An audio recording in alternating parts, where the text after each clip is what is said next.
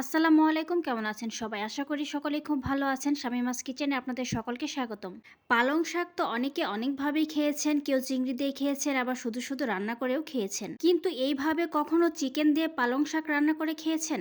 যদি কখনো না খেয়ে থাকেন তাহলে আজকের পালং চিকেন রেসিপিটি আপনাদের জন্য। এটা রান্নার প্রসেসটা খুবই ইজি বাট অনেক সুস্বাদু। চিকেনের একঘেয়েমির রেসিপি খেতে খেতে আর ভালো লাগে না, তাই একটু ডিফারেন্ট ভাবে চেষ্টা করলাম। আশা করি আপনাদের সকলেরই ভালো লাগবে। বাচ্চাদের এইভাবে রান্না করে দিলে তো বাচ্চারা নিমিষে প্লেট খালি করে ফেলবে। তবে চলুন দেখে আসা যাক এই ইউনিক রেসিপিটি আমি কিভাবে তৈরি করলাম। রেসিপিটি তৈরি করতে কি কি লাগছে। এখানে আমি চিকেন নিয়ে নিয়েছি, আমি ব্রয়লারের চিকেনটা নিয়েছি। আপনারা যে কোনো চিকেন দিয়ে কিন্তু এই রেসিপিটা করে নিতে পারেন। চিকেনটা এখন আমি মেরিনেট করে নিব, সেজন্য এখানে হাফ চা চামচ লবণ আমি ইউজ করছি। এই লবণ দিয়ে কিন্তু চিকেনটা আমি মেরিনেট করে নিব, আর কোনো মশলাই কিন্তু দরকার নেই। আর এইখানে নিয়েছি পেঁয়াজ কুচি, তেজপাতা, দারচিনি, এলাচ, গোলমরিচ। আর এই রান্নার যেটা মেন উপকরণ সেটা হচ্ছে পালং শাক। এখানে আমি কিছু পালং শাক নিয়েছি, একদম সকল টিপস আর ট্রিক্স সহকারে কিন্তু রেসিপিটি আপনাদের সাথে শেয়ার করব।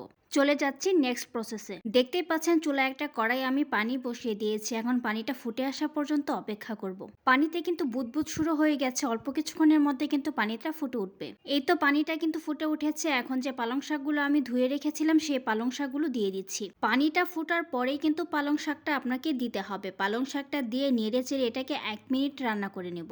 1 মিনিটের বেশি এটাকে রান্না করতে যাবে না, তাহলে কিন্তু এর কালারটা নষ্ট হয়ে যাবে। 1 মিনিট আমি সেদ্ধ করে নিয়েছি, এখন একটা স্ট্রেনার দিয়ে পালং শাকগুলোকে আমি উঠিয়ে নিচ্ছি।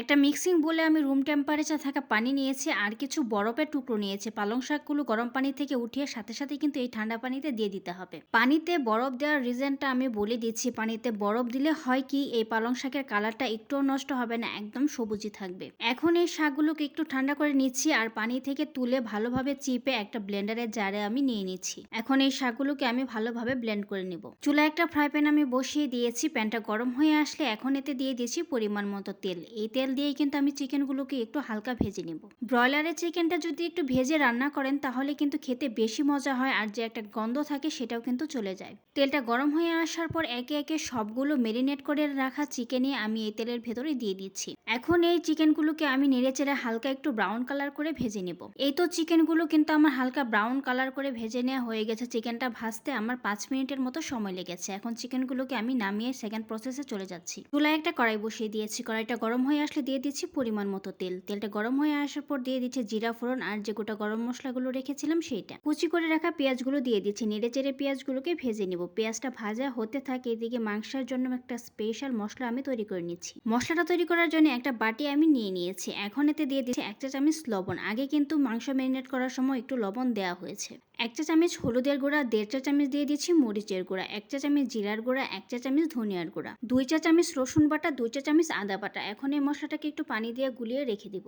মশলাটা তৈরি করতে করতে পেঁয়াজটা আমার ভাজা হয়ে গেছে। এখন মশলার পেস্টটা এখানে দিয়ে দিচ্ছি। এখন নেড়েচেড়ে এই মশলাটাকে ভালোভাবে কষিয়ে নিতে হবে। ততক্ষণ পর্যন্ত মশলাটাকে তেলের ভিতরে কষিয়ে নেব যতক্ষণ না তেলটা ছেড়ে দিচ্ছে। নাড়তে নাড়তে যখন মশলা থেকে তেলটা ছেড়ে দিয়েছে তখন ভেজে রাখা চিকেনটা দিয়ে দিচ্ছি। চিকেন থেকে যে তেলটা বের হয়েছে সেটাও কিন্তু দিয়ে দিচ্ছে। এখন নেড়েচেড়ে কয়েক মিনিট মশলার সাথে চিকেনটাকে কষিয়ে নিব। যত ভালোভাবে কষিয়ে নিতে পারবেন চিকেনের টেস্টটা কিন্তু ততই ভালো আসবে। 5 থেকে 7 মিনিট চিকেনটা আমি কষিয়ে নিয়েছি। দেখতেই পাচ্ছেন চিকেনটা থেকে তেলটা ছেড়ে দিয়েছে। এখন যে বাটিতে মশলাটা গুলিয়ে রেখেছিলাম সেই বাটিটা ধুয়ে পানি দিয়ে দিচ্ছি চিকেনটা আরো ভালোভাবে কষানোর জন্য। নেড়েচেড়ে মিশিয়ে নিয়ে ঢাকনা দিয়ে ঢেকে চিকেনটা কষিয়ে নিচ্ছি। মিডিয়াম আঁচে চিকেনটাকে আমি 10 মিনিট কষিয়ে নিয়েছি। দেখতে পাচ্ছেন পানিটা একদমই শুকিয়ে গেছে এবং তেলটাও ছেড়ে দিয়েছে। নেড়েচেড়ে মিশিয়ে নিচ্ছি। মেশানো হয়ে গেলে যে পালং শাকটা আগে থেকে পেস্ট করে রেখেছিলাম সেটা দিয়ে দিচ্ছি। দেয়া হয়ে গেলে এখন নেড়েচেড়ে পালং শাকটাকে এই চিকেনের সাথে 2 থেকে 3 মিনিট কষিয়ে নিব। দেখতে পাচ্ছেন পালং শাকটা দেওয়ার সাথে সাথে কিন্তু চিকেনের কালারটা চেঞ্জ হয়ে গেছে, কতটা সবুজ হয়েছে আর কতটা সুন্দর লাগছে দেখতে। 2 থেকে 3 মিনিট কষানো হয়ে গেছে। এখন পরিমাণ মতো পানি অ্যাড করে দিচ্ছি আরো ভালোভাবে কষানোর জন্য। নেড়েচেড়ে মিশিয়ে নিয়ে ঢাকনা দিয়ে ঢেকে মাংসটাকে আরো একবার কষিয়ে নিচ্ছি। মাংসটা আমি আরো 5 মিনিট কষিয়ে নিয়েছি। দেখতে পাচ্ছেন মাংসর থেকে কিন্তু পানিটা একদমই শুকিয়ে গেছে। নিচ থেকে একটু ভালোভাবে নেড়েচেড়ে মিশিয়ে নিচ্ছি যাতে এটা নিচে লেগে না যায়। এখন ঝোলের জন্য পরিমাণ মতো পানি অ্যাড করে দিচ্ছি। চিকেনটা কিন্তু বেশি একটা ঝোল ঝোল হবে না, মাখা মাখা টাইপের হবে, একটু গ্রেভি গ্রেভি হবে আর কি, তাই পানিটা একটু ভুজে দিবেন। পানিটা দেওয়া হয়ে গেলে ভালোভাবে নেড়েচেড়ে মিশিয়ে নিচ্ছি আর ঢাকনা দিয়ে ঢেকে সম্পূর্ণ রান্নাটা করে নিচ্ছি। চিকেনটাকে আমি আরো মিডিয়াম হিটে রেখে 10 মিনিট রান্না করে নিয়েছি। মাঝখানে কিন্তু কয়েকবার নেড়েচেড়ে দিয়েছি। চিকেনটা কিন্তু একদমই গ্রিন কালার হয়ে গেছে, দেখতেও অনেক সুন্দর লাগছে। আবারও একটু ভালোভাবে নেড়েচেড়ে মিশিয়ে নিচ্ছি। চিকেনটা কিন্তু আমার একদমই রেডি হয়ে গেছে। এখন এটাকে নামিয়ে আপনাদের সার্ভ করে দেখাচ্ছি। তৈরি হয়ে গেল খুবই মজাদার পালং শাক আর চিকেনের একটা ইউনিক আইটেম পালং চিকেন। এই রেসিপিটা দেখার পর যদি বাড়িতে ট্রাই না করেন তাহলে যে কত বড় একটা মিস করে যাবেন এটা চিন্তাই করতে পারবেন না।